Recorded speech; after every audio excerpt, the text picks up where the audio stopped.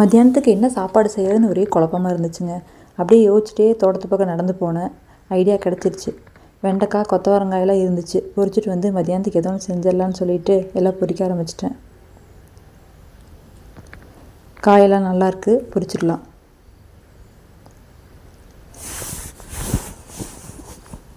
மல்லித்தலை போட்டிருந்தோம், அது எப்படி வளர்ந்துருக்கு பாருங்கள். அந்த தலைகளுக்குள்ளே சின்ன சின்ன பூச்சி புழுவெல்லாம் இருக்கும். அதெல்லாம் சாப்பிட்றதுக்கு கொக்குகள்லாம் நிறையா வந்திருக்கு.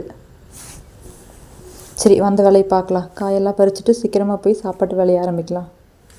கொத்தவரங்காய் பறிக்கிறதுக்கு கொஞ்சம் ஹார்டாக தான் இருக்குது. இருக்கிற காய் எல்லாத்தையும் பறிச்சுட்டு மறித்து ஒரு நட நம்ம தண்ணி கட்டி களையெல்லாம் எடுத்தால் தான் அடுத்த பேட்சுக்கு நம்மளுக்கு காய்கறி ரெடி ஆகும். இருக்கிற காயெல்லாம் சுத்தமாக பறிச்சுட்டு போயிடலாம்.